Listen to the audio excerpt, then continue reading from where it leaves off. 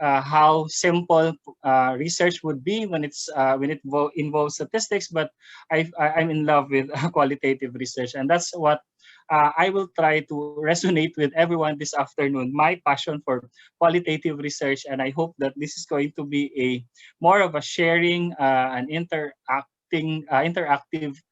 session, not necessarily a lecture coming from me, but I hope that we also can share our respective practices or best practices of qualitative research, all for the love of qualitative research and for each of us to learn from each other.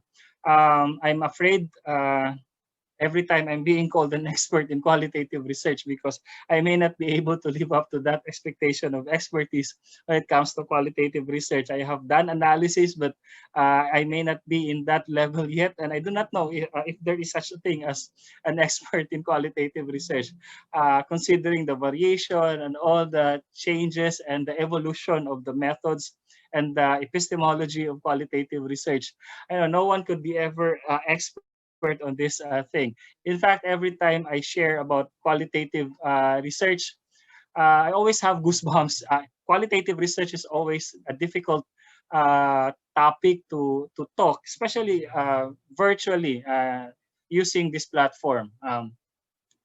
It there are several challenges for us to or that we encounter when we talk about qualitative research. And one of that is the inherent resistance, especially our orientation leans towards more towards the positivist part or the positivist side of doing research. But I hope that this afternoon we will be able to appreciate what we can cover, what we can discuss in this 2 hour session. We'll be covering basically the organization, a little about organizing qualitative data that are collected online, and then we dwell more on the analysis part. Okay, so I'll be sharing my slides not in PowerPoint but in the software itself that I'll be using, so that I won't be switching from one application to another. I just want to embed my presentation in the software itself. So please allow me to share it.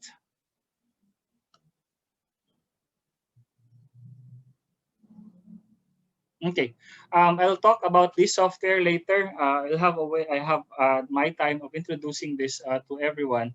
But in the meantime, I'd like to begin with some of the preliminaries every time I give a talk on qualitative research. Okay, so this one is on organizing and analyzing qualitative data.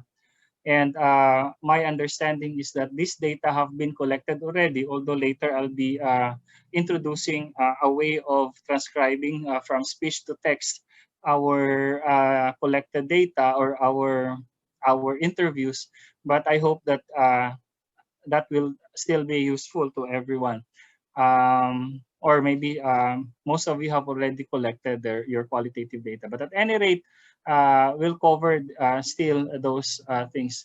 Please, if you have questions, if you have concerns, please feel free to uh, comment in the chat box. We can discuss that even during the presentation. It's fine. We can talk.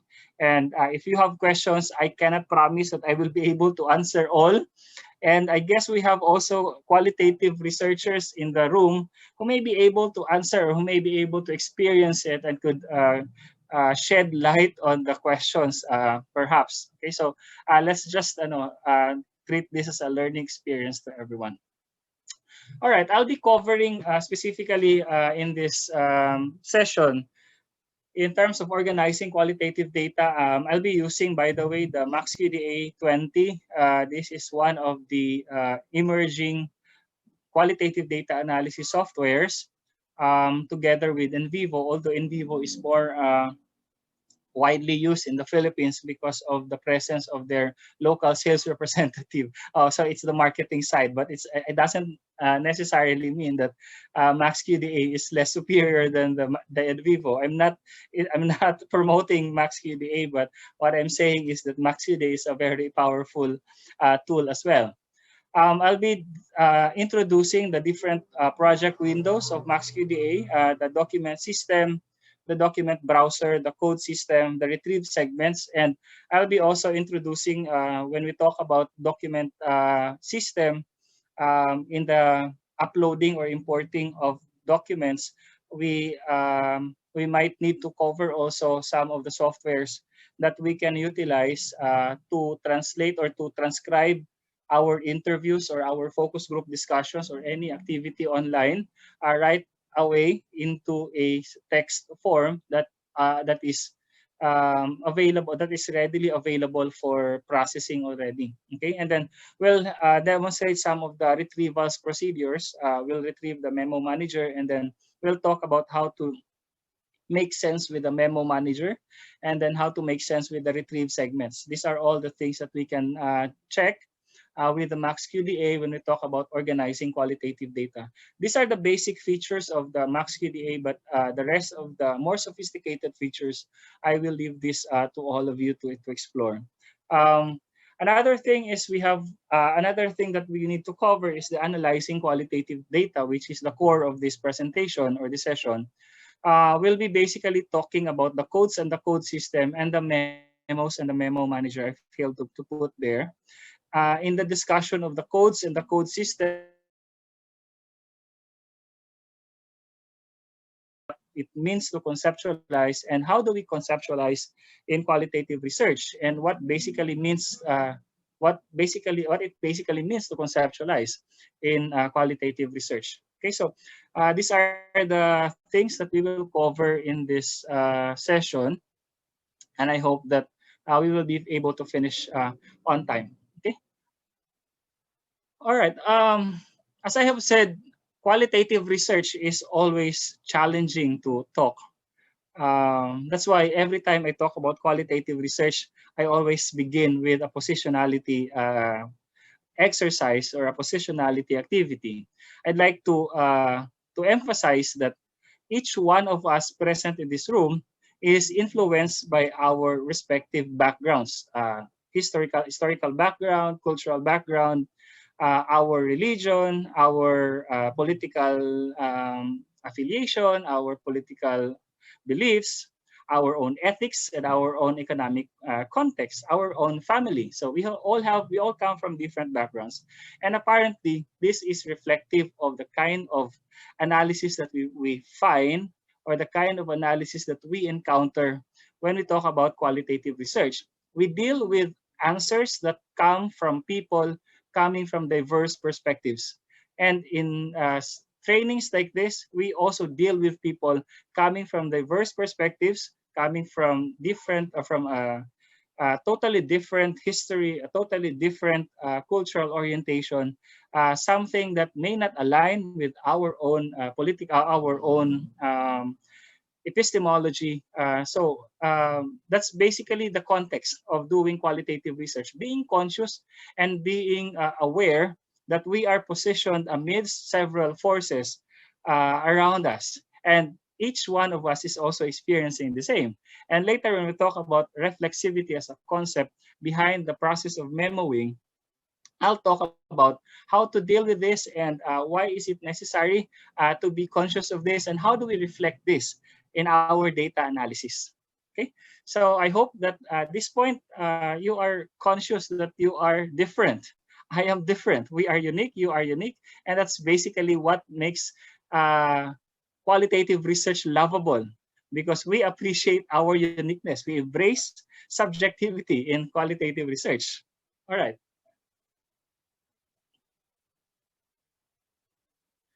I'd like to advance relative to that, the role of positions in doing research. So whether you're into qualitative research or an outsider of qualitative research, we have to understand the insider-outsider duality, the positions that we take when we engage in a qualitative research.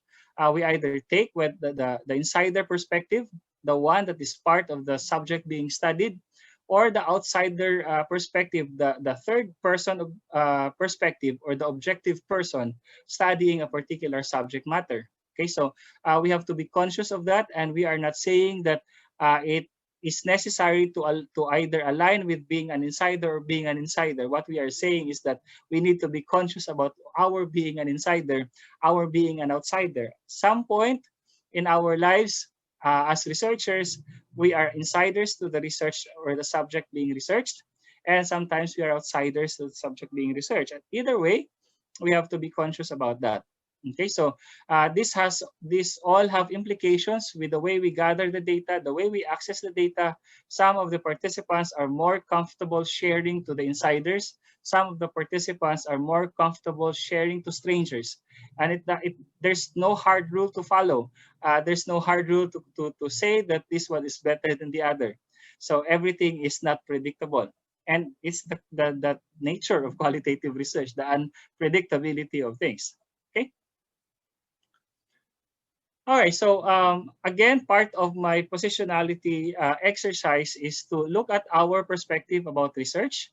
It is always, I find it always helpful to start a talk on qualitative research, to have a brief distinction and a brief positioning with qualitative research relative to the usual or the more conventional research or the research that most of us are used to, and that's the more positivist epistemology and methodology of research.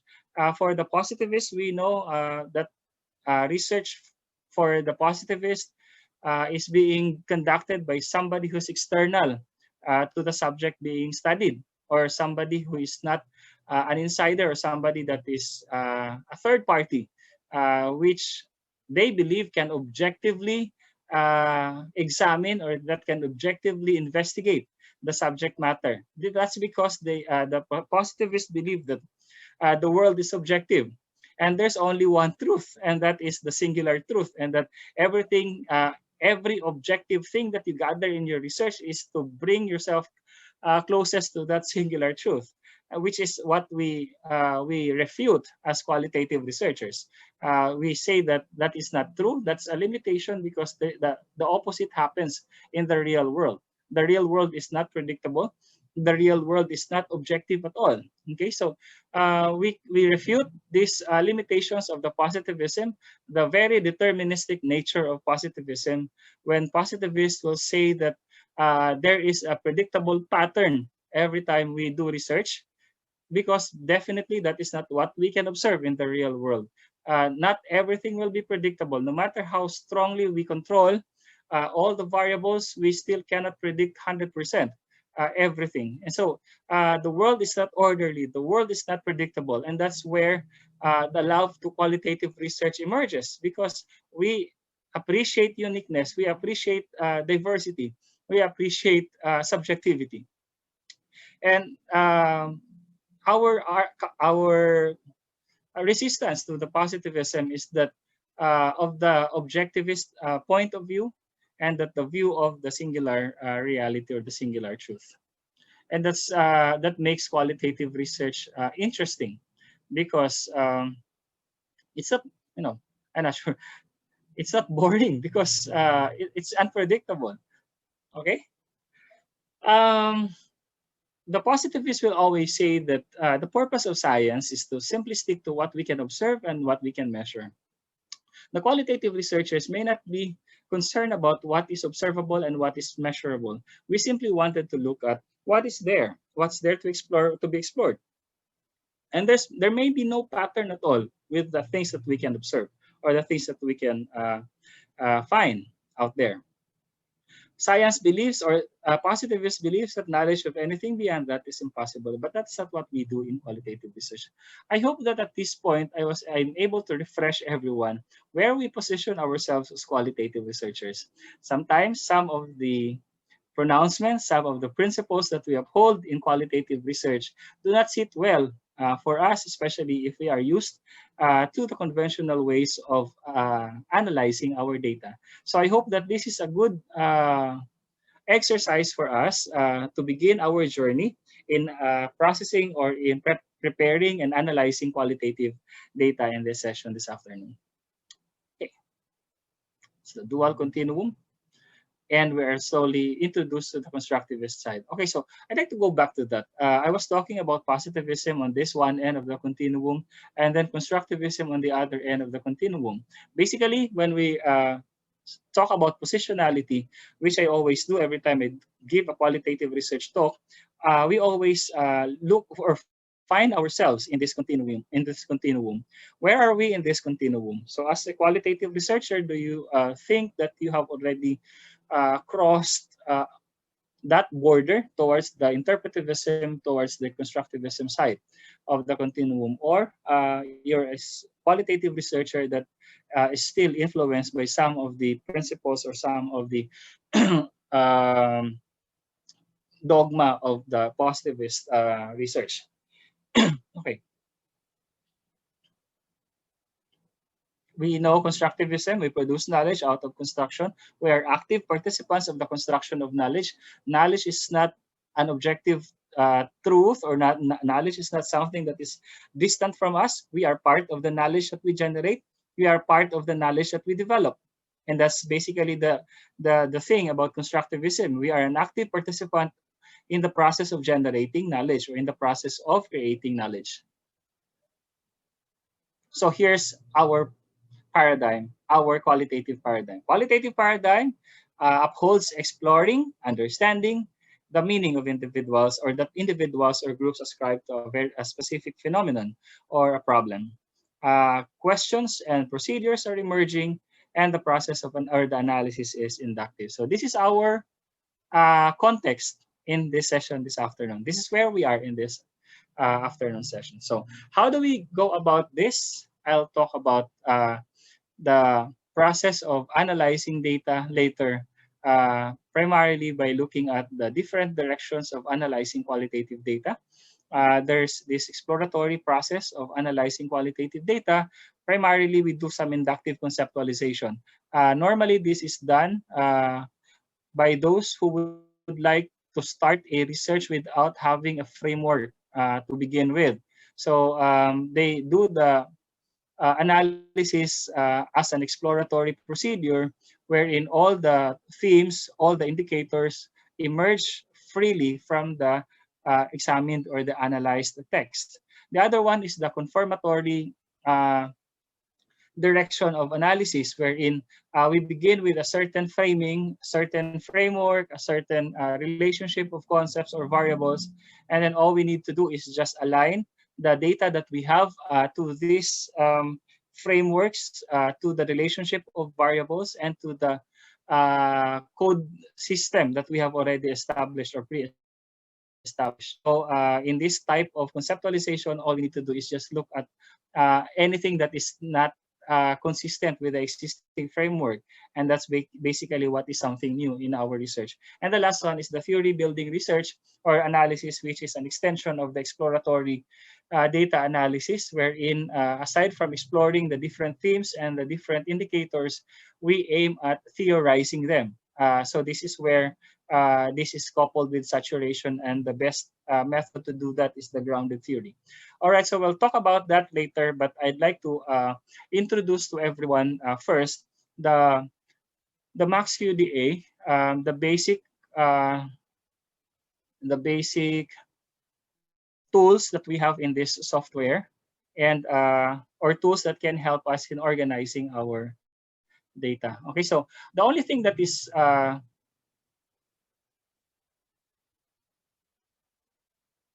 we'll just okay. I'd like to check before I'll advance. How about taking a balanced view? So we benefit from both perspectives. Yes, that's advisable. We look at from the point of view of mixed methods, which is highly transformative. We acknowledge that the limitation of one is actually the strength of the other, in such a way that when we cannot analyze fully the data using quantitative techniques, we can supplement it with the qualitative techniques. And Creswell has done a lot of suggestions on that in his book on the mixed methods analysis. Okay, so thank you. That's a very good practice to take a balanced view. All right. Again, feel free to comment in the chat box. I was supposed to introduce the four basic windows in this MaxQDA software. By the way, the MaxQDA software that I am using is the portable version. I prefer the portable version because it can be used by both Mac and Windows.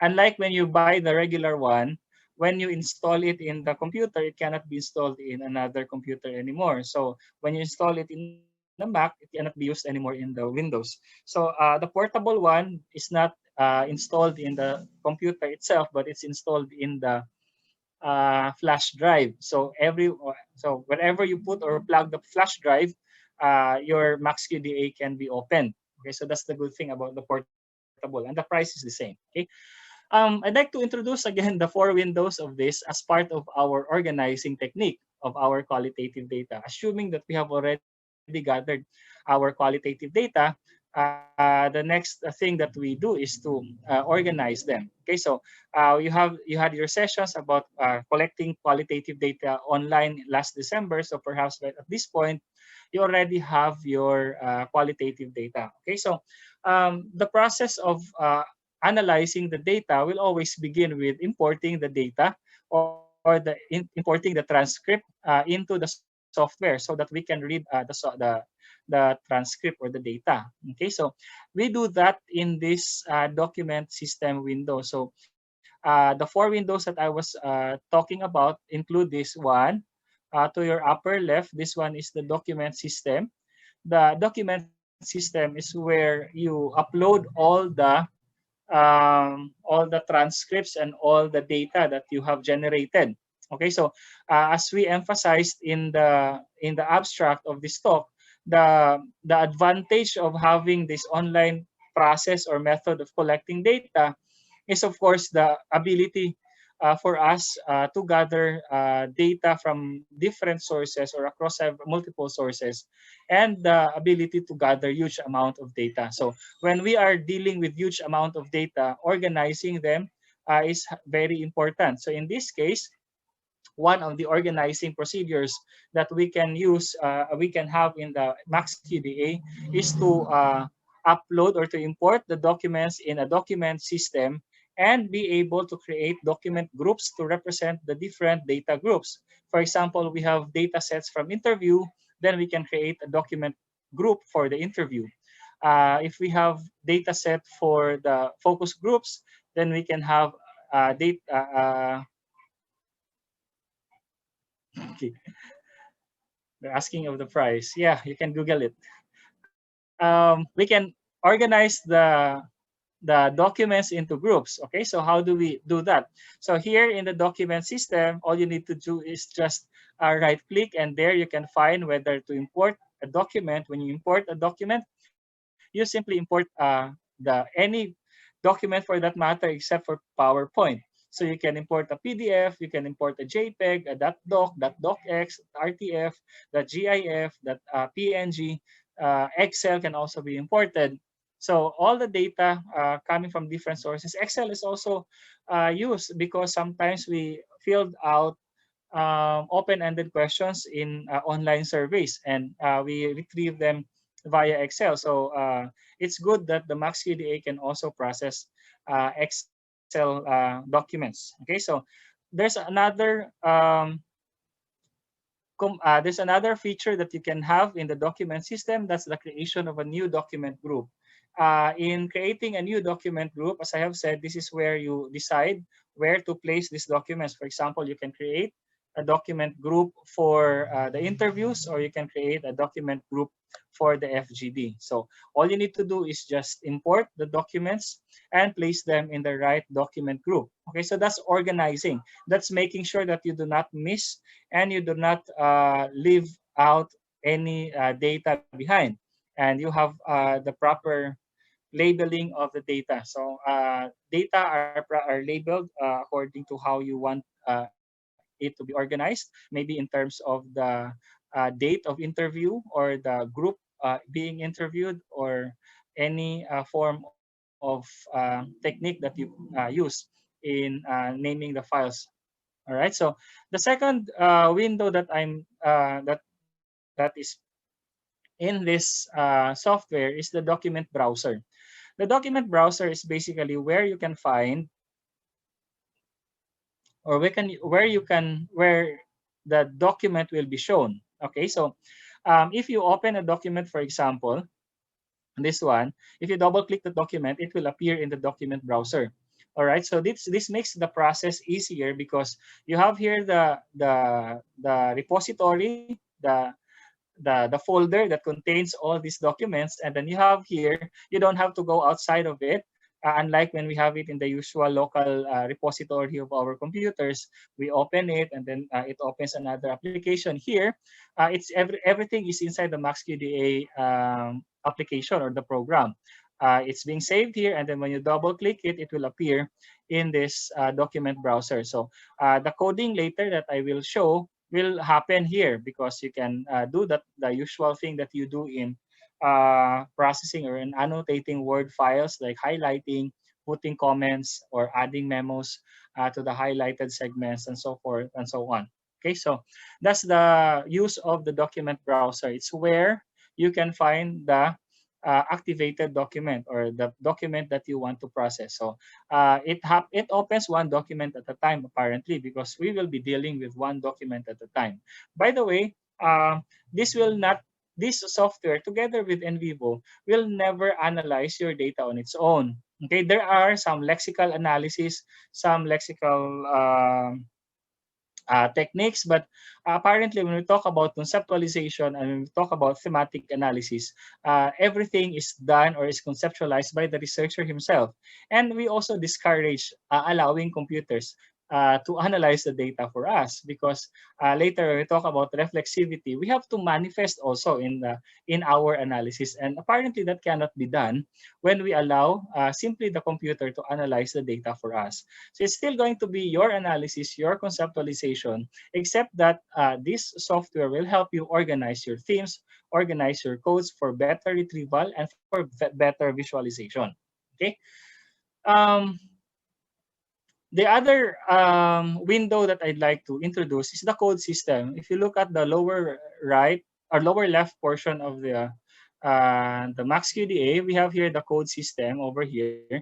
This is where, if you're, for example, you are working on a study that follows a framework, this is where you place in the code system the existing variables or the dimensions of the framework, or the related concepts in the framework.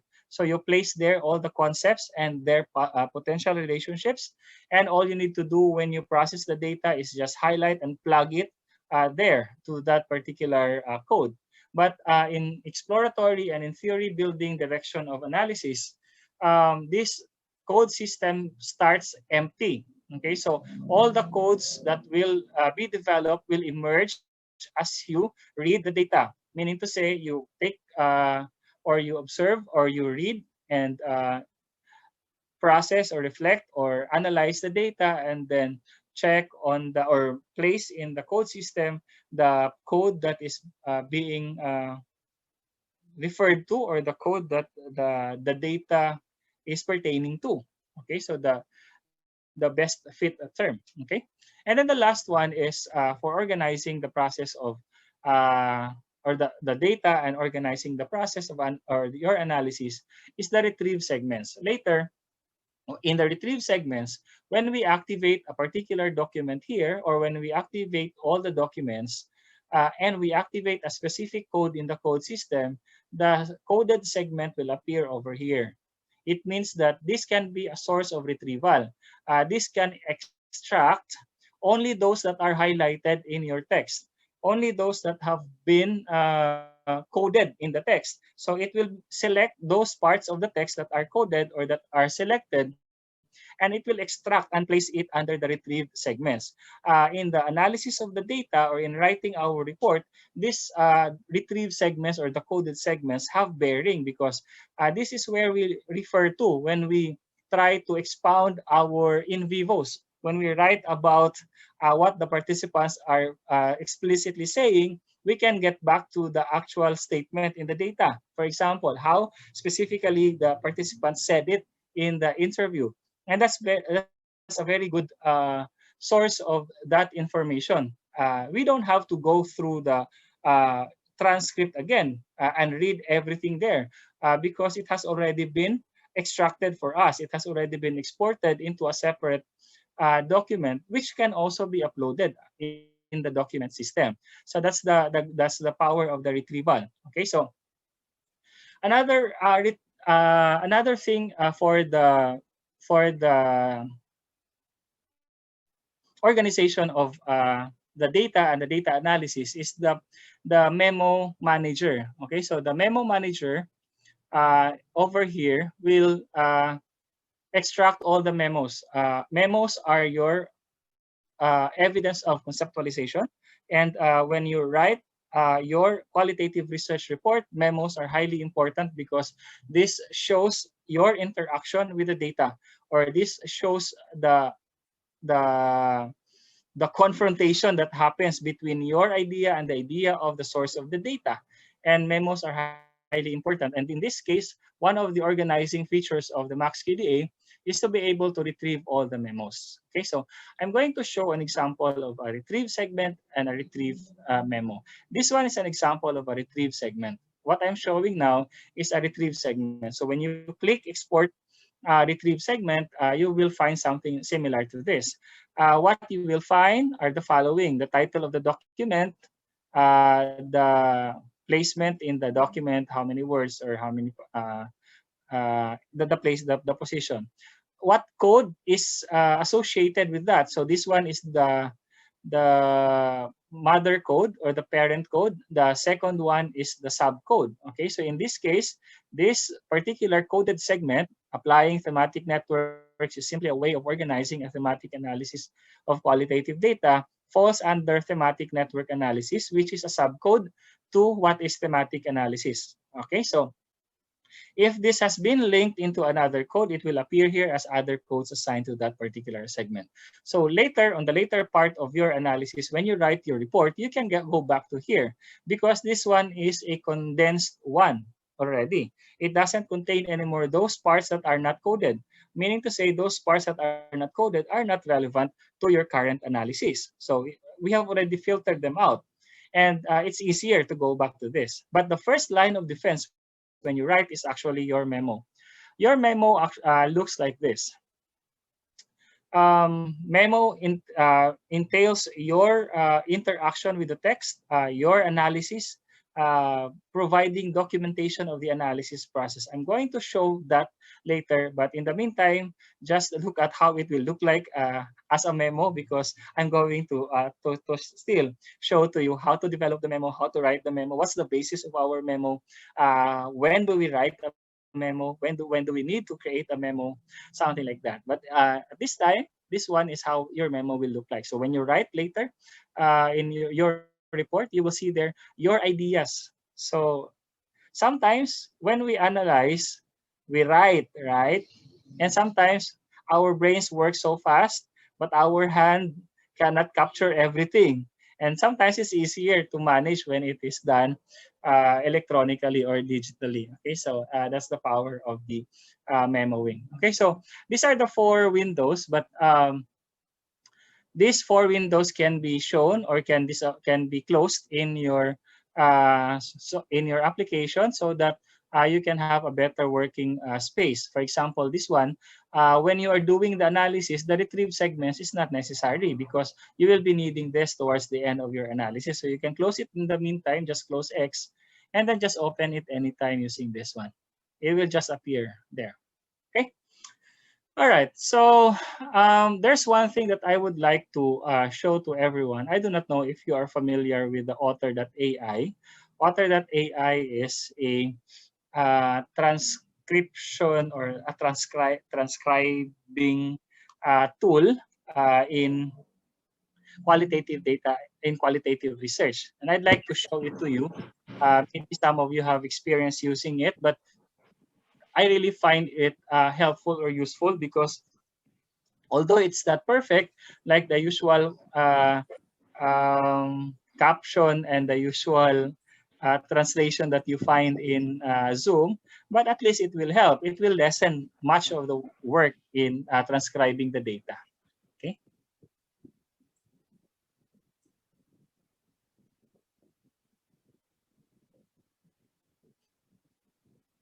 Okay. Not sure if you are seeing. I'm not sure if you are seeing my screen right now, but um, this one is what I have captured a while ago when we had the opening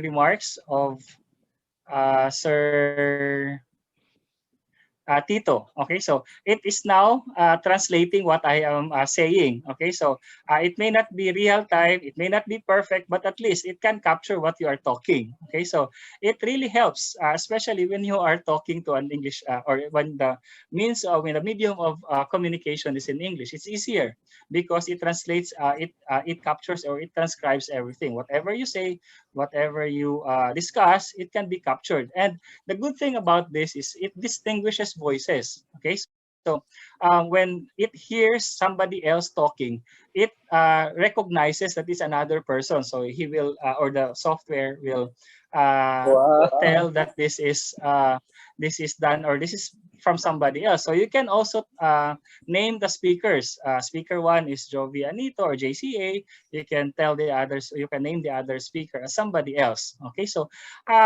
almost perfect. If you look at how it transcribes my whatever I'm talking here, it looks like it's perfect, right? Wow, very So nice. I hope that you will find this helpful.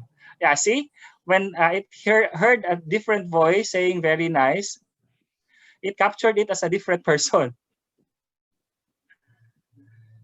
All right, so that's the power of Otter.ai. It's an AI. Google has its own also, and I guess you can try to explore some other softwares that can help you in transcribing your data. It really facilitates the process rather than, ang hirap nun dati, yung wala pang AI, o di ba? Nagkagulo siya. Hirap na daw. Pwede nating guluhin ang AI. Anyway, so that's it for the Otter AI.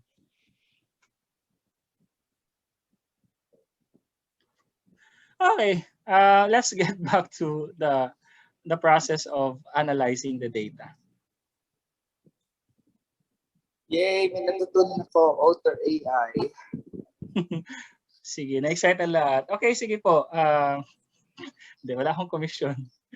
Okay, let's look at the process of analyzing the data. This one is a little bit, we can be more serious in this part because this entails a lot of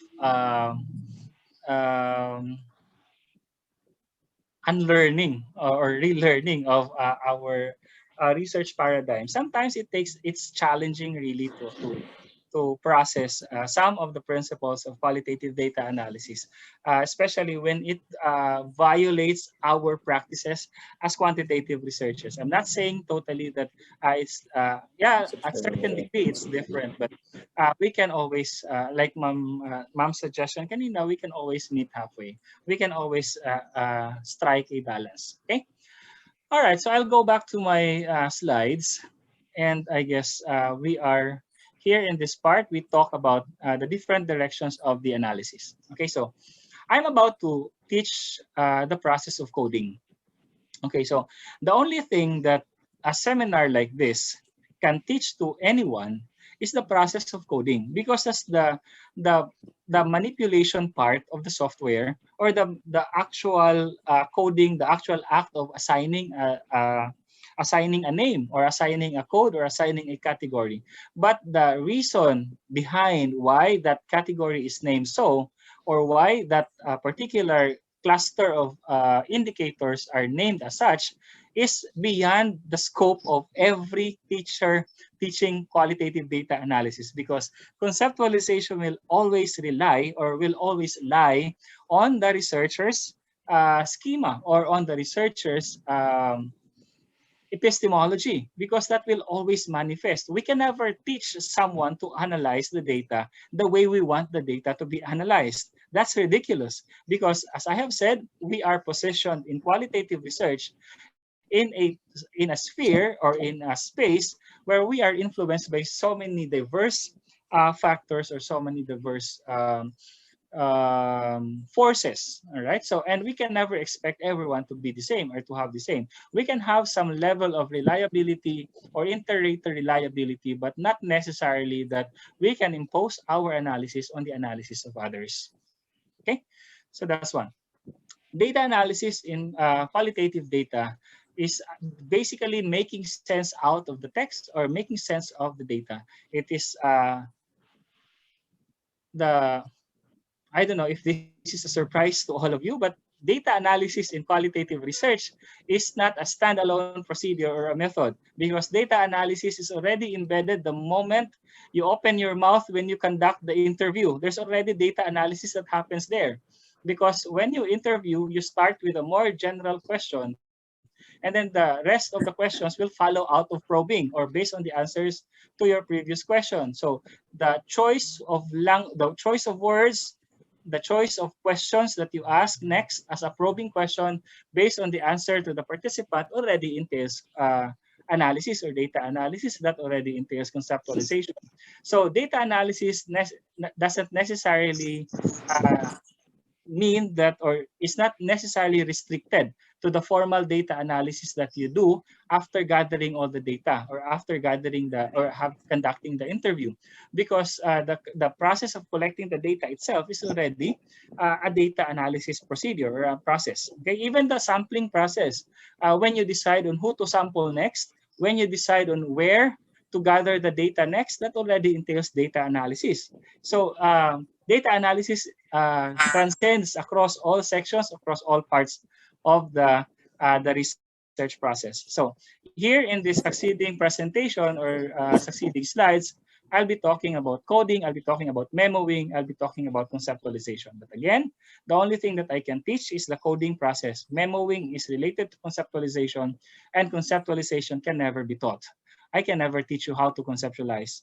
I can cite some techniques of conceptualization, but the process or the mere act of conceptualization will all rely on the researcher himself or herself, or themselves if they're more researchers. Okay, so we look at expected codes, surprising codes, and unusual codes. That governs our processes of coding. Okay, so before I'll introduce the code system of the MaxQDA software, I will talk about some of the terms that we use in the process of coding and in the process of conceptualization, just for us to be familiar with the functionalities of the MaxQDA software. As I have said, I'll be talking about these functionalities side by some of the principles of qualitative data analysis to appreciate the software better. But perhaps I can pause for a minute and entertain some of the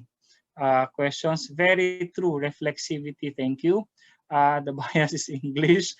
Difficult when interviews in Tagalog, I know. Tulad kanina kung ano-ano sinasabi niya. But I hope soon we have so many scientists already working on AI, the natural language processing thing. I guess we will come to a point that Tagalog, even Bisaya, Ilocano will also have its own AI in terms of transcription, the one that is similar to what we have shown kanina. Hopefully, soon. 24/7 naman nagtatrabaho yung mga programmers natin. Yung Otter.ai was interpreted as Author.ai. Yeah. Okay, so perhaps the accent also. The option is only American and British, and we don't belong to any of the two. So that's the sad thing. Okay, we have a Philippine English, and maybe the AI is not familiar with the Philippine accent or the Philippine English. But at least, di ba, marami na rin tumama. So, madami na naman siyang tinama doon. So okay lang. Di na katulad dati na talagang manual, isa-isahin mo, pause, may pedal pa tayo, o Bisaya accent pa, sabi ni Ma'am Vic, di ba? Halatang halata, kaway-kaway sa mga bisdak dira. They have the interviews transcribed, translated, and uploaded in the app. Pwede, yeah. But it's in the pro version. By the way, it can handle up to 600 minutes per month. So that's the free version. That's large enough. It can really complete one research. Okay, and then 40 minutes per recording. So that's large enough. Anyway, when you interview kasi, pag more than 40 minutes, hindi na rin yan healthy para sa inyo at para sa interviewer. So we limit it to 40, 30 to 40 minutes. It's a free version, right? The pro version can accommodate up to 6,000 minutes and 4 hours continuous recording. So that's the limitation. Anyway, let's get back to our to our topic. Okay, so what I was saying was the coding process. So when we have the coding process, it is important to be familiar with these terms. One is the indicator. Okay, an indicator is what indicates a particular concept. So it's your meaning unit or the unit meaning. Okay, so some will call it the unit meaning. We call these indicators in this session. So indicators can be in vivos, or indicators can be exact statements that are extracted from the text or from the data. So if there's a segment in the text that talks about this particular concept, you can extract it. We can call it the indicator. Okay, and we cluster together indicators. We look for a common term that can describe that indicator. We call it the code later. Okay, so again, the basic unit of our analysis will be the indicator. It could be the actual statement of the participant or the actual text that appears in the transcript, or the verbatim statement of the participant. Okay, so that's an indicator. It can be a complete sentence, it can be a phrase, or it can be a single word. Okay, so we call that indicators. So that's the lowest level in our hierarchy. Okay, the next to that is the okay. So when we process these indicators, we are actually looking for patterns. So data analysis in qualitative research is basically pattern meaning or pattern making or meaning making.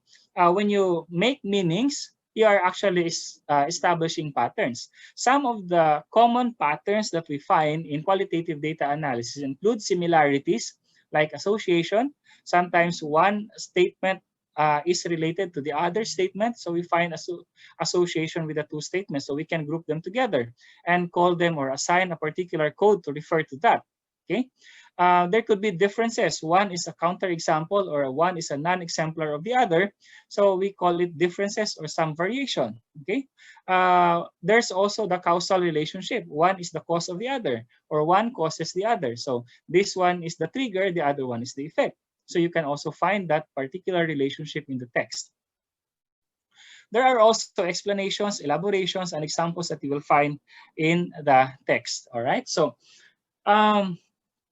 some of the relationships that we explore to establish pattern. Why do we need to establish pattern? Because the pattern can tell us what encompassing term or what bigger term can be used to encompass or to describe the characteristics of the clustered indicators. So when you cluster 1, 2, 3 indicators, you look for the pattern of that clustered indicators. In the first place, the reason why you are clustering these indicators together is because you saw a pattern.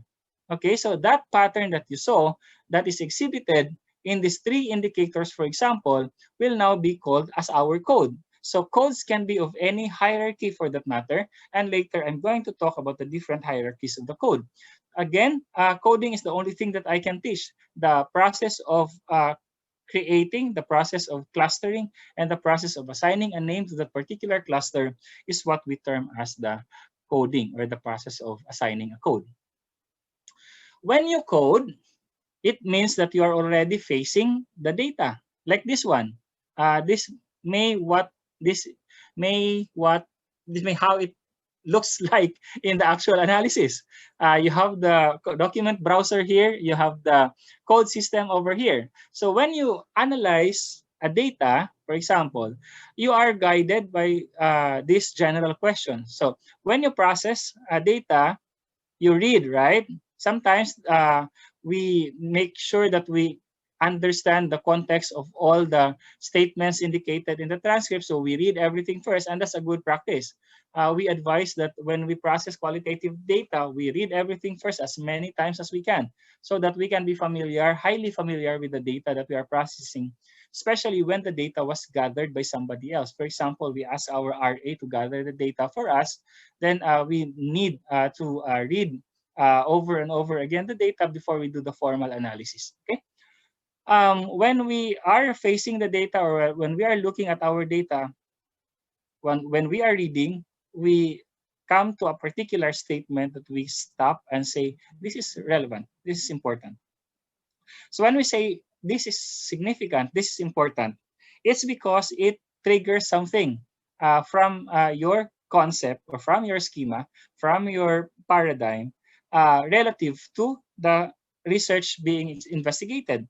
It means that when you read the data for your analysis, you have in your mind always the research question, or the general research question, because you always go back to the research question or the general research question when you process the data. How do you identify the indicators? The indicators are simply the terms, or the words, the statements that you find in the data that have relevance to the question that you are trying to investigate. It means that this is relevant, this is significant only if it tells something about the research question, or it can potentially answer or provide answer to the research question. And that's where you will stop. And when you stop, you highlight that part that is important. Okay, so when you process the data, you will ask yourself, what is this the indicator telling me about relative to my research question? What meanings are emerging? Should meanings be negotiated? So when do you negotiate meanings? Meanings may be negotiated if the meanings contradict with our own paradigm, with our own schema. What term best describes, or what term can best describe, or we call it the best fit term, or the encompassing term that could best describe the created or the negotiated meaning? Okay, so we look into that. Where does this indicator fit? Okay, so later when we have the code system already, you can ask yourself, is it aligned with the existing code already, or I have to create a new code for this? It's similar to the manual process of coding, di ba? We put annotations, we highlight, we use several colors of highlighters, and then we annotate on the margin, we put arrows, we put bullets. That's basically how we do the manual coding. What makes this helpful is when we are coding a lot of data, that practice or that manual practice can only be helpful if we are dealing with 10 pages, 20 pages of data. But if you are dealing with hundreds and thousands of pages of data, then I don't think that makes that helps, because apparently when you are on the 15th page of your transcript, you tend to forget already the codes that you created in the first and second pages. That's based on experience. Okay, so it only takes about 5 pages for you to remember everything. Ma'am Jo?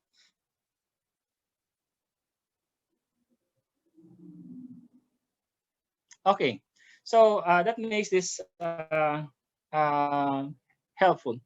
All right.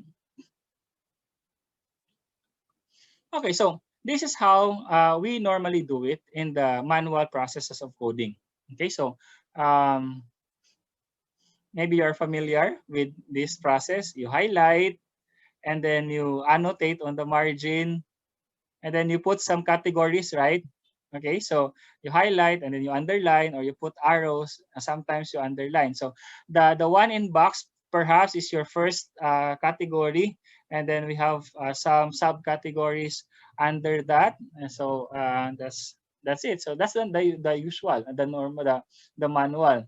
And sometimes when you are doing this and you are alone in your room, when you want to have a visual, or a clear visual of all your code system, you cannot definitely do that when you are doing it manually. So what you do is you put in a big Manila paper the codes, you place it on your wall, and then you place another Manila paper on the other side of the room, and then you connect the Manila papers with a rope or a lanyard, for example. That's how you look at relationship of created codes or categories in your qualitative data analysis. That works, yeah, but it could be helped. We can use software to facilitate the process of analyzing the data. Okay, so yun. It may look like this, right? We underline, we highlight.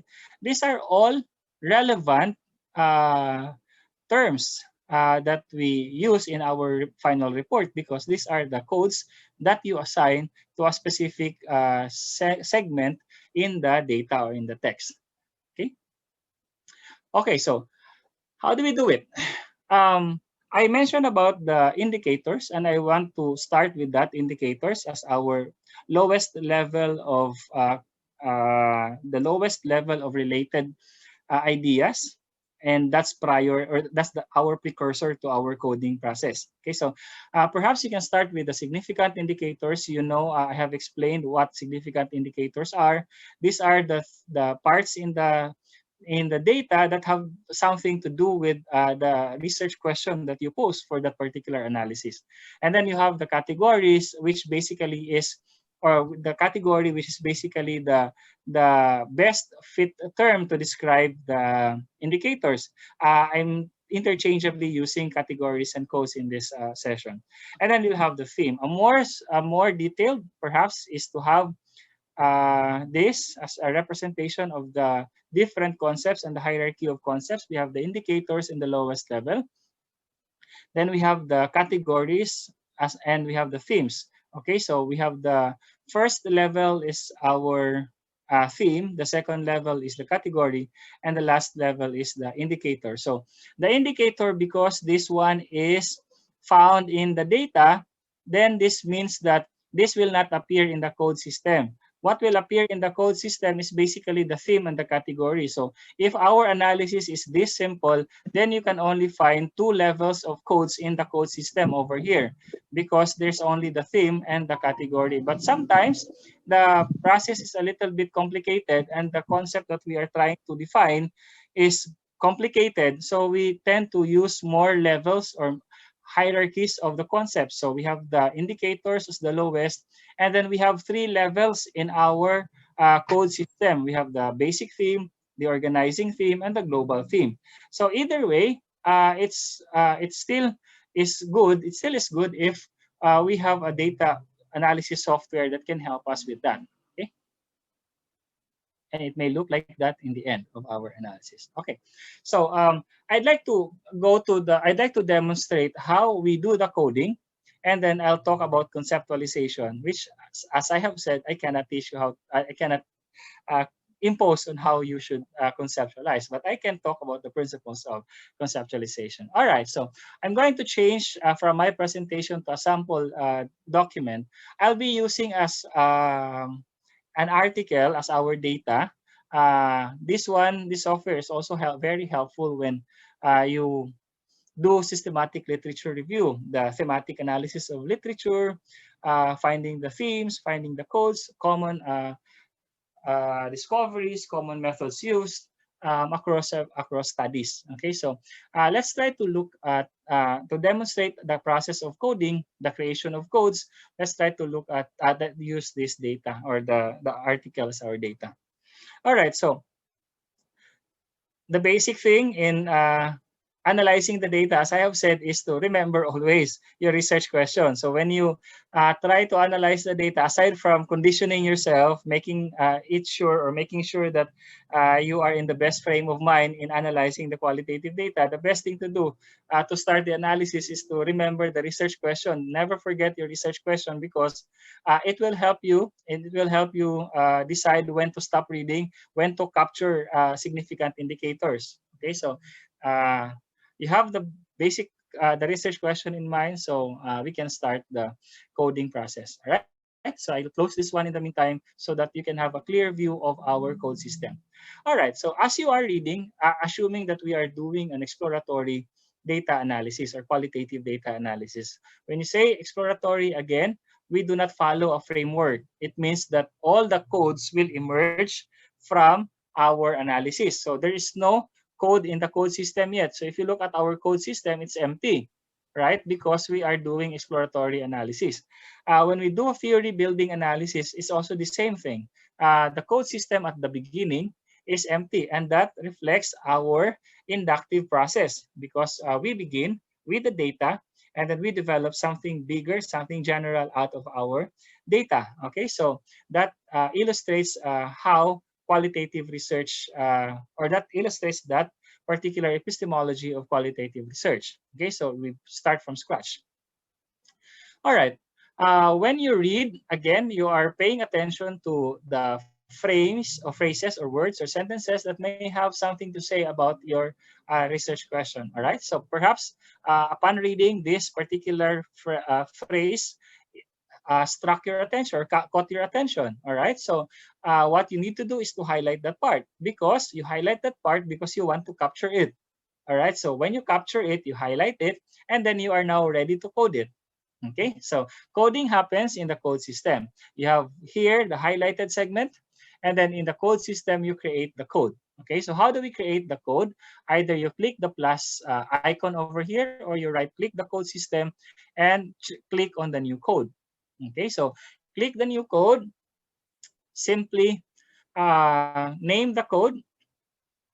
In the first level or in the first few analysis, it is understandable that our codes are highly attached to the indicators. What I'm trying to say is, in the first layer of your analysis, your codes may simply be a repetition of what is being highlighted. Yeah, because you have no other indicators yet that can support that particular code. Unlike, although when you advance later into the remaining part of the data, when you can highlight already several segments that can say something about that code, the codes may emerge into something else. It means that the codes in your code system can evolve into something else. All right, so when the code evolves into something else, it follows the emergent principle of qualitative research. We know that in qualitative research, everything is emerging. Even your questions. Your questions emerge into something different depending on the answers to your previous questions. That exemplifies the emergence of the process. Okay, it captures whatever emerges. Okay, so our code can evolve into something else, like the usual coding that we have. You can erase or you can replace it with something else. In the meantime, we can have, I'll put sample code here as the name of the code. The other thing, as a form of housekeeping and organizing the codes, is to put a color code to represent that code. All right, so sample code, you can have perhaps the red one. You color it red so that the highlighted part will become red later. And you can start creating the memo now. Okay, so memo is very important because this is what captures your process of conceptualization. As I have said, conceptualization is the backup concept of why you are coding a particular segment into a particular code. For example, this one.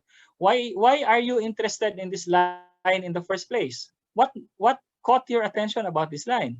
That has to be captured in the memo because that's part of your conceptualization.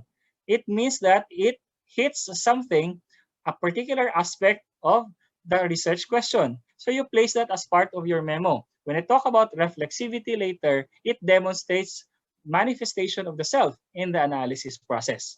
Okay, so capture it in the memo. This could be a brief explanation of the creation of the code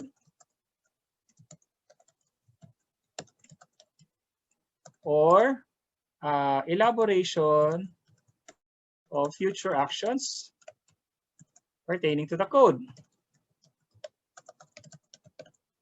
Okay, so when you elaborate or explain further actions pertaining to the code, I'm referring to when you change the name of the code, for example. When you change the name of the code, it evolved into something different. It means that there's a kind of conceptualization that happened. You have to capture that. So that's what we mean by writing the memo. Put that in the memo. It will save a lot of time when you write the final paper, because final paper will basically be about your memos. Memos are very useful when you write the final report. It's just the out. It's like the outline already, and the content is already there. All you need to do is just arrange that. All right, and then click OK. Okay, so the code that we have created, we call it the sample, is already in the code system. Now, you can find here the memo icon, meaning to say this code has a particular memo. Okay, so now the next thing to do is to attach this highlighted segment to our code. Okay, so the one that we manually do to put arrow, this is similar to that. Okay, so you can just drag the code, release it somewhere here. When you release it somewhere there, it will capture. Okay, so it means that it is now capturing this segment that is being highlighted. Okay, and when you retrieve later the segments or the coded or the retrieved segments, it will show this one and the code or the corresponding code. You can, if you want to work in colors, you may check and put color coded text, and it will color the highlighted part. Okay, but I don't prefer I prefer to work without colors, so it depends on your preference. But you can, of course, there are some visual qualitative researchers who would like to see the difference of the codes based on the colors that are manifested in the data. All right, so that's creating the code. The next thing to do is to read further.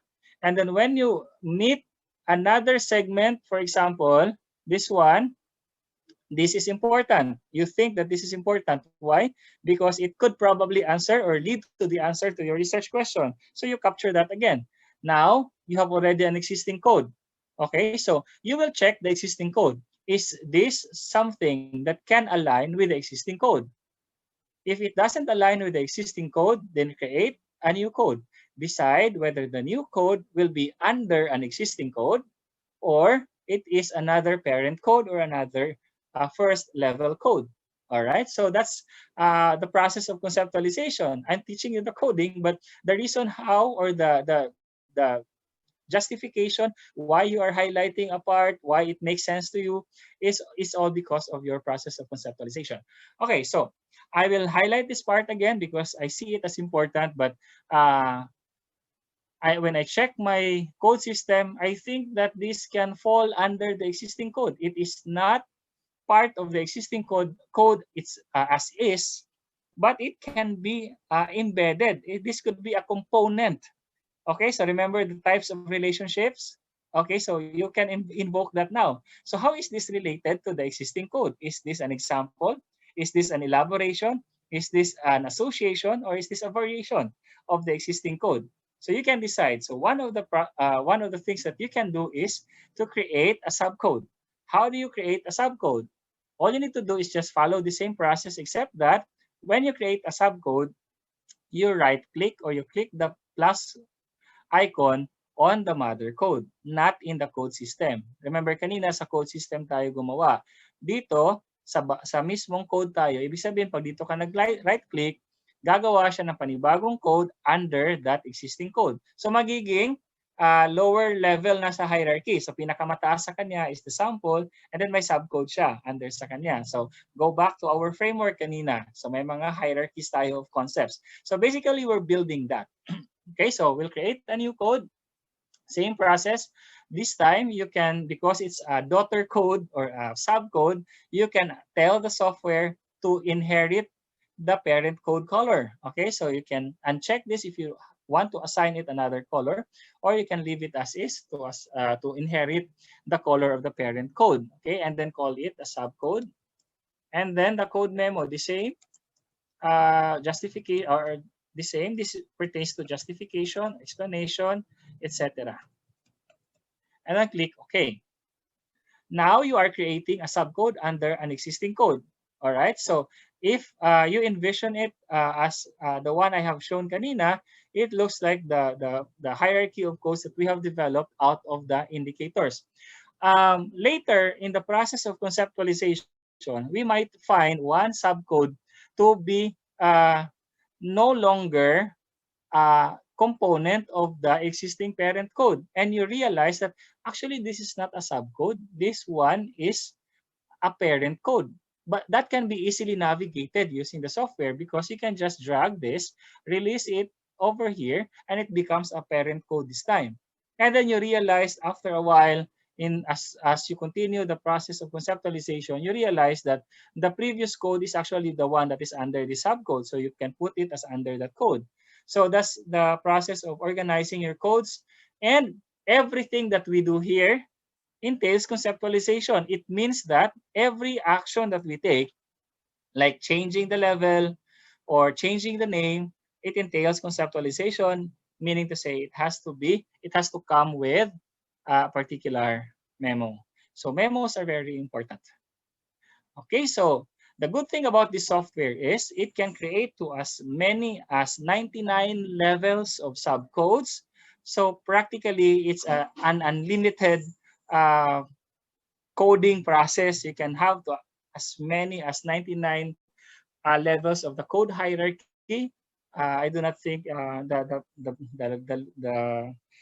the most that we had was in PPAC. We were able to reach up to 4th level of code because that entailed a lot of data.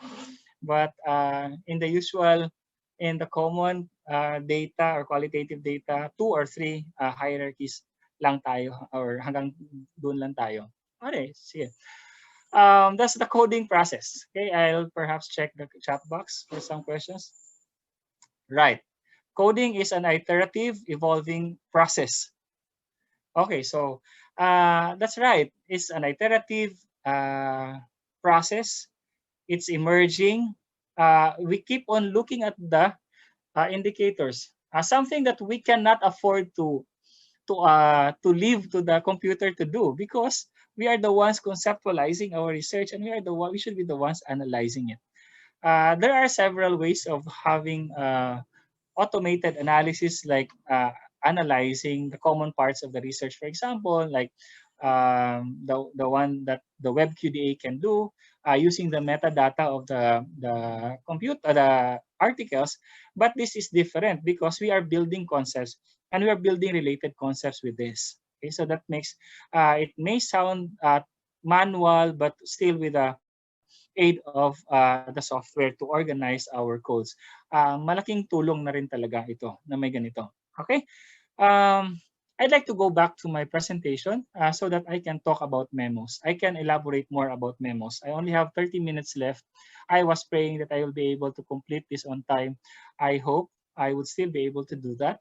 Conceptualization is the process of making sense of that data.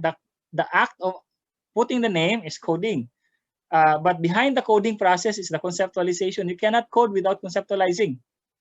Okay, so it's basically the action is the coding, but the foundation behind the action is actually your conceptualization. What else? Well, how do we name the category, the code? We always remember this. We are looking at the best fit temporary term. I'd like to add the temporary because it's evolving, it's emerging, it's iterative. It only becomes final towards the end of the analysis when it has reached some level of saturation or some level of acceptability from your end. Okay, so the best fit term is the term that can encompass the pattern, the meaning that is portrayed by the different indicators.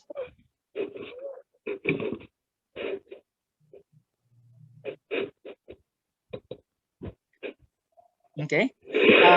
Conceptualization entails coming up with a category or a code or a concept denoting a pattern. As I've said kanina, there are some patterns that we can observe, but it doesn't have to be the one that we have shown. Maybe the pattern is something more intricate and something more detailed. Conceptual discovery, coding, substantive coding, theoretical coding. Trying to skip some parts to be able to catch with our time. Memoing. Memoing is capturing our ideation of the emerging concept or the emerging model. when we are analyzing something, we are bound or we are guided by our general research question. And what's the output of our analysis? The answer to the research question. And that's our model. That's our concept. Our concept is basically the answer to the set research question. And the process of memoing is simply capturing the process of ideation. That's why it's important, it's crucial to write a memo every time or in every action that we have in our data analysis. What are these actions? When you code, put a memo. When you add a different indicator, write a memo. Enrich your memo, right? Because since the name of the code will evolve into something different, the meaning of that will also evolve, apparently because they go together. The reason why you're changing the name is in the first place, there are changes that happen in the indicators of that particular code. Okay, so uh, we have to be careful and we have to make sure that we write a memo for that. Memoing is very convenient in MaxQDA because you can just simply double click the memo, the existing memo, and edit it. Okay, so what I normally do is I put a header, which is a temporary description of the code. Okay, so there's a code over here. That's the name of the code. But the first line of the memo is always my brief description of the code. Why is it important for me to have that? It may not be useful to you, but for me, it's very useful. Why? Sometimes when I am reading the text or the data, I get confused of where to place this indicator, especially when you are already looking at several or hundreds of codes in your code system. This one is very straightforward because this only involves two codes. But if you are doing heavy analysis or large data set analysis, then this will evolve into several or even hundreds of subcodes. Okay, so that makes the code system very complicated. Sometimes I get confused already about where to place this. And the best reminder for me is the memo because if you hover your mouse to the memo, it will give a brief description of that memo. So I'll be reminded, I'll be refreshed. This memo pala is all about this one. So I can decide whether this is related to this. This is not related to this. I can create something else. So that's because you have seen the preview of that memo. Okay, and it's very helpful when you do the analysis because you cannot really avoid to be confused sometimes where to place. And when you are confused where to place and you are playing to with two choices or three choices, the best thing to do is to place in those three choices or three codes. So kung hindi ka sure kung saan mo ilagay, ilagay mo sa lahat. Later you will have the filtering anyway. So the safest thing to do is put it in all the memos if you are not really sure where to put that. Another caution is the in deleting memos, okay, or in renaming memos. I would suggest that when you rename a code, put that in your memo. For example, in my memo, my practice is I always put numbers or bullets in my memos. Okay, so I put there my memo, okay, and then put another memo. And the good thing about this is if this memo will will involve a certain in vivo or the actual statement in the text, it will also identify the source of the text. For example, I will copy this one and I will place this as part of my memo. Okay. If I place that there, see, it has the name of the document. So when you write later, as I have said, the memo is already your outline in writing the final report. When you write later, you know where to get this. It's very transparent. So transparency again is another principle of qualitative research. So when you submit this for review, the reviewers will say that this is really coming from the text or from the data because it has a specific reference to the source of data, right? Okay, so even the page number is already indicated, something like that. All right, so that's the good thing. Okay, so I was saying be cautious when you rename or when you delete a code. My suggestion is if you find the code not anymore relevant, do not delete it right away. My suggestion is to create a miscellaneous code. I can put that as smorgasbord. Sorry, gasboard of uh, uh, anyway, may A ba? Naghihintay ako na mag-read. Anyway, so dito mo ilalagay lahat ng mga hindi mo na nakikita na relevant na codes. The reason why I want you to hide it there and not delete the codes is later you might realize that there will be strong indicators pertaining to that code. And then you come to realize, oh sayang, dinilit ko na, babaguhin ko na naman, babalik na naman ako, babasahin ko na naman yun ulit. Unlike when you just hide it in the meantime until you finish the analysis, you can retrieve that. You can bring it back. You can put it back to the code system and then analyze according to that code. Okay. So yun. What else? The basic parts of the software that can help you analyze. So again, as part of the organizing process, you can have the retrieval process. Uh, what you need to do is to retrieve. When you want to retrieve the code, you just or the memos, you just go to the memo section, and then all memos, and then we have the command here to export the memo to this one, the one with the arrow, export memos, and then when you click that, it will tell you to save the memo wherever you want to save it in Word file. Okay, so how does a memo look like? This one is an example of a memo manager.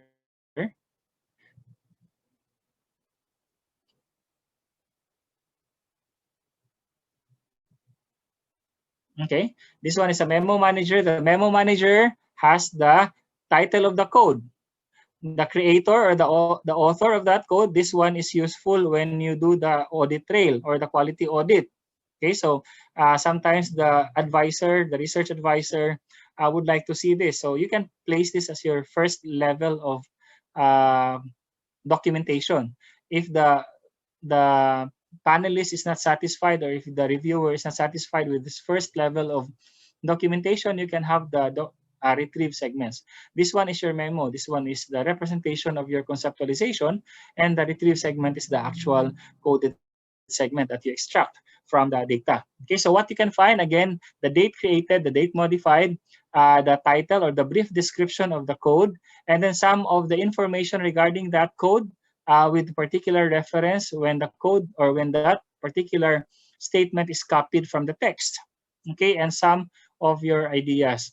This one is from a literature review, but if you I do analyze data from interviews or from focus group discussions, I put colors also with my ideas. I color code my ideas in the memo. Like I put red when it is progressive.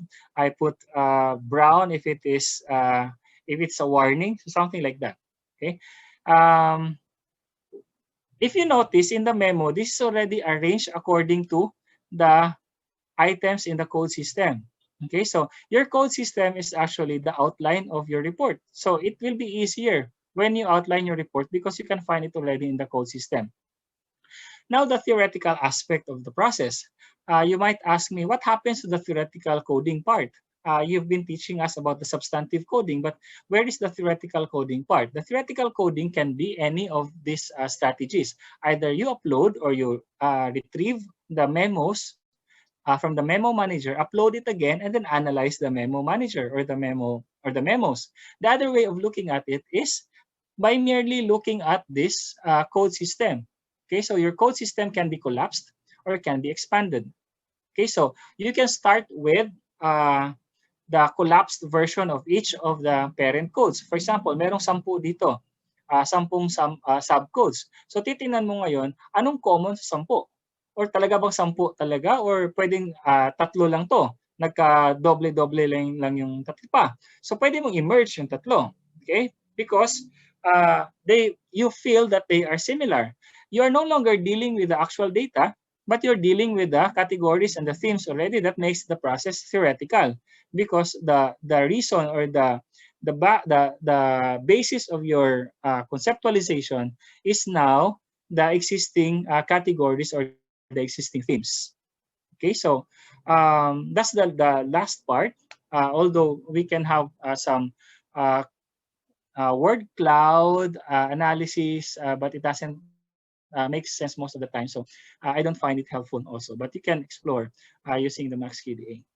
Okay, so let me go back. I might have some more items as clarifications with the process. So as I've shown, I'm trying to introduce something, but at the same time, I'm trying to explain it in the lens of our practices in qualitative research, our paradigm, so that it will not be sound, it will not sound, you know, totally strange to some of us. All right, what's the basis of your memo? This is where we talk about reflexivity. I've been talking about how to manifest ourselves in the analysis, but I failed to talk about reflexivity. So in this in these few slides, I'll talk about reflexivity. Reflexivity is basically uh, allowing ourselves to manifest, or our subjectivity to manifest in our research. So where does this manifest, or where does reflexivity appear? One, in the process of conceptualization. No, I'm talking about conceptualizing the data, the research pa lang. So pag plano pa lang ng research, there's already reflexivity there. How do you do that? Reflexivity is trying to reflect on your position relative to the forces around you. So when you have identified the problem, then you try to analyze the problem based on your position relative to the problem. Who are you relative to the problem? What is your relationship to the problem? Okay, so and what are your biases about the problem? What are the potential sources of bias about the problem? So if the problem is about the teaching strategy of a particular course, then one of the biases perhaps is that you Uy, are the mga sukli teacher, diri ba di kuan ni Mitch? teaching the course. All right, so that could be a source of bias. So you have to start your reflexivity the moment you start conceptualizing your research. Reflexivity is also present in the data collection. Okay, so how you interact with a source of data, for example, how you exchange ideas, how you probe, is a manifestation of your reflexivity. Okay, so that's how you position yourself relative to others. So is it the same as reflection? The answer is somewhat, but it's an advanced version of reflection. Reflection kasi involves the self. So you just simply look at yourself in the mirror, that's reflection. But if you look at yourself in the mirror in the middle of the different forces around you, that's reflexivity because you focus on yourself relative to the forces around you. So there's your mother, there's your teacher, there's your boss, there are your students. So how do you analyze yourself, your position yourself relative to the problem when these forces are already affecting you? So that's reflexivity. So reflexivity involves others, and these are all crucial in your data analysis. So it's an ongoing self-awareness, being aware of your preferences, being aware of your biases. We don't hide our biases in qualitative data analysis. We confront them, we manifest them, we show them so that others will be cautious. Because we're talking about things that are highly subjective, the best thing to do is to be subjective na lang. Okay, so objectivity is not a term; it's a misnomer in qualitative research. We don't subscribe to objectivity. That's a highly positivist concept. Here in qualitative research, it's highly subjective. So your analysis is highly subjective. Okay, political awareness, knowing about the political, social, economic context that could influence your analysis, your idea about oppression, for example, your idea about equity, your idea about equal treatment in school may be different than the idea of others because you may have a different background. You may have a different political basis. Okay, so that's basically reflexivity. It's a dialectic process. It's allowing the self to interact with others. So this will manifest in data collection, in data analysis. How do you manifest reflexivity in data analysis? When you try to talk to yourself. When you talk to yourself and then ask yourself, what is she trying to say? Am I right to interpret it this way? That's being reflexive. So when you start trying to question what you heard, And when you start talking about it, reflecting how it makes sense relative to your context, and that's being reflexive. And then you don't just hide it to yourself, you voice it out. So when you have confusion, you ask. When you have questions or clarifications, you clarify, you ask. Or when you have something to, when you need elaboration, you ask the participant or the other party to elaborate it for you. It's establishing a co-created space. Um, right? Perhaps it's okay. So these are the things that I'd like to leave you with regard to qualitative data analysis. I taught you I introduced the software, but most importantly, beyond the software is our ability to understand the principles of qualitative research and why we are having these features of the software, and why we are doing this in qualitative data analysis. So the most important thing to do is to understand qualitative research. So I leave you with this very important thing in qualitative research. In qualitative research, we embrace subjectivity, we confront biases, and we negotiate meanings. And if meanings cannot or agreement cannot be arrived at, it's no problem. We are not deemed to agree in our analysis, or we are not destined to agree with each other in qualitative data analysis, as long as we are able to identify your exclusive space and the exclusive space of the other party and the co-created space. That agreement of yours is what is very crucial, but you have to declare also parts that you disagree with each other. That's the beauty of qualitative research, because we embrace the uniqueness of each other, no? And the uniqueness of the sources of data. Okay, it's already 3:19, and I want to spend the remaining 10 minutes to talk to you and to discuss with you some of the reservations, some of the confusion, some of the questions or comments, or some of the things that you might want to add, something that I may have missed, and something that you think is very crucial in understanding this process. I'd like to welcome that for the rest of the time. Thank you so much. Okay, good afternoon, everybody, especially to our university officials and to our colleagues in the whole system of PNU, most especially to our resource speaker, Sir Jovit. Nice to see you again, although virtually. Yeah, the time is so short. Now we would have wanted a longer presentation, especially for those researchers who are more on quantitative studies. So, but anyway, okay, most of the questions in the chat box you have already answered, but there's one here and another which you have not yet answered. No? If Okay. the proponents of those questions would like to use their microphone to ask the questions themselves, they may do so, or if you want, I can just read it. So Professor Orencia, would you like to ask your questions, your question yourself, or would you like me to read it?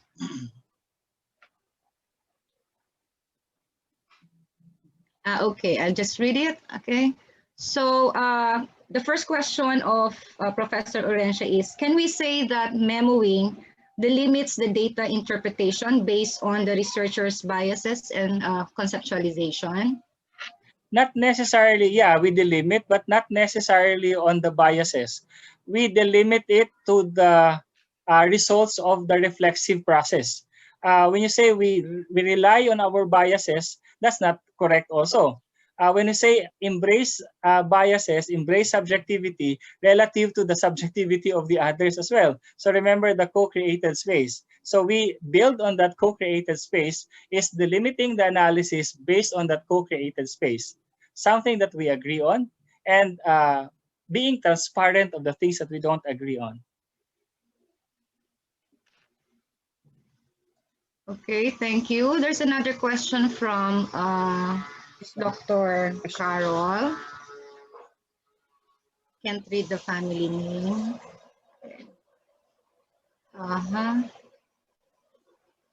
Can you comment on this, Sir Jovit? Since it's subjective, how can the study adapt by others? Or can Dr. Carol, would you want to expound on your question?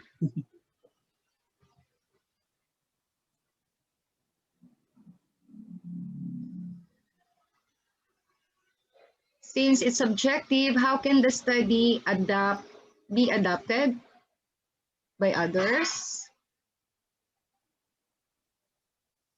Okay, while waiting for Ma'am Carol, can we proceed to the next question? Yeah, I can answer. Perhaps Ma'am Carol may want to just be maybe we can answer that. Okay. How can that be adopted by others? Okay, so you're pertaining primarily to one of the we call it the holy trinity of quantitative research that we keep on Transferability. impressing the in the qualitative paradigm. So we call it the generalizability the generalizability concept.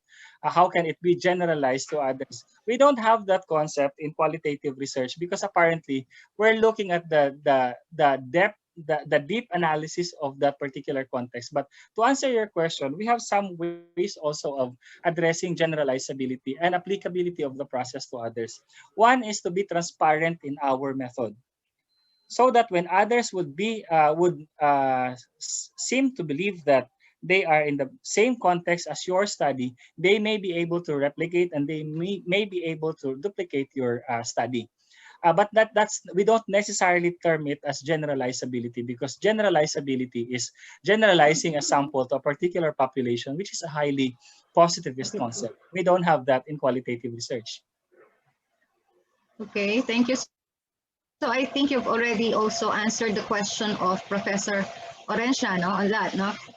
She asked if we can only generalize this to the sample involved or Yeah, the context study. but I don't want to call it generalization. That's applicable. That's the model of that particular group, right?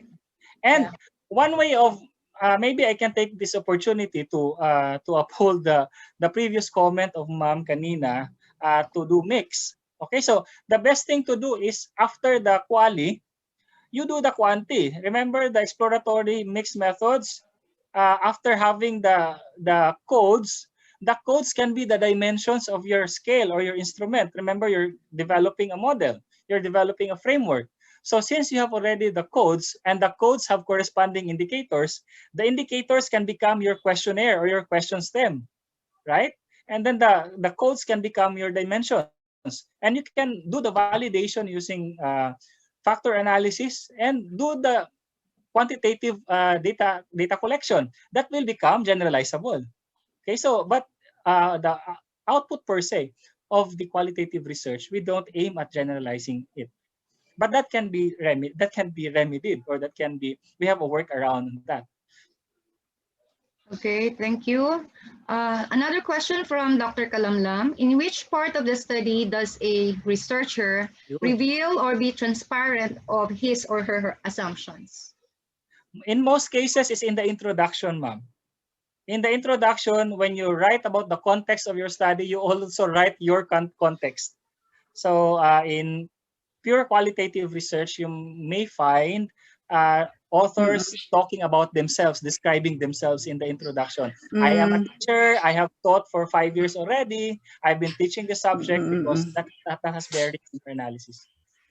Okay, thank you. Yeah. Okay, thank you. Are there more questions?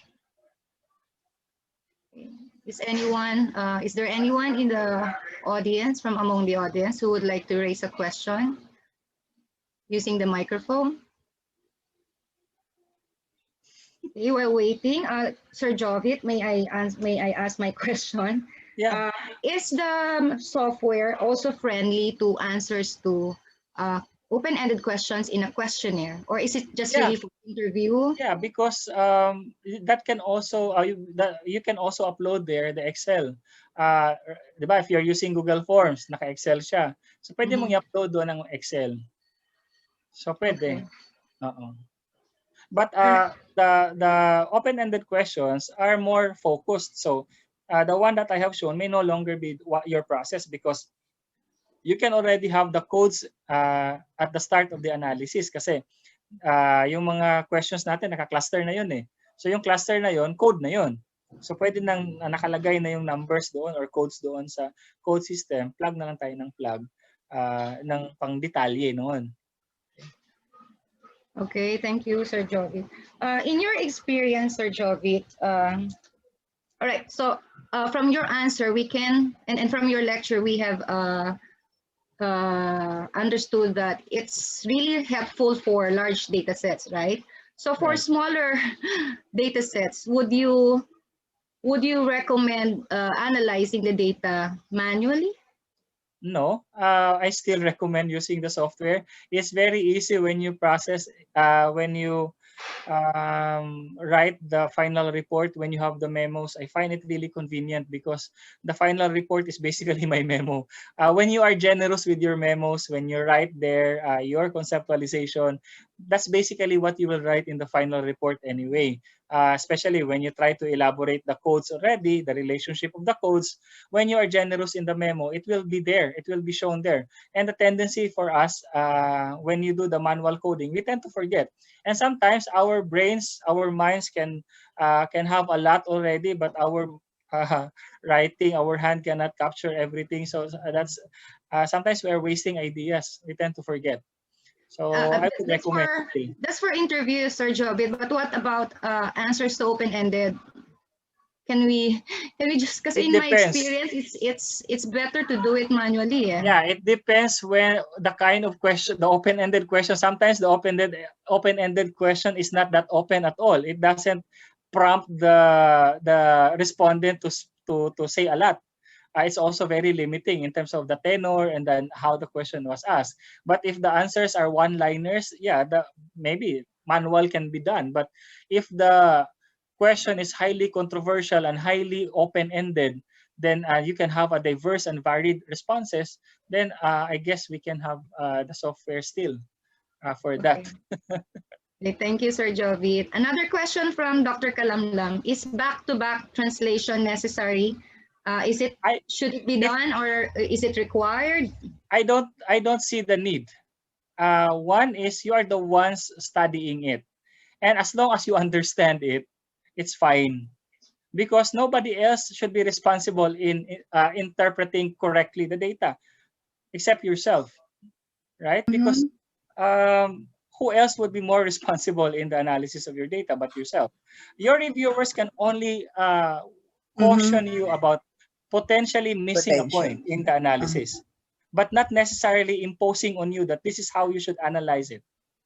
Okay. So that's how we should empower qualitative The researchers. researchers. Yeah. Right. Mm-mm. Why do they impose on us? We're the ones gathering the data. We are the ones Yeah. collecting it. We are the ones seeing the facial expression of our participants during data collection. And you're imposing on me how I should analyze it.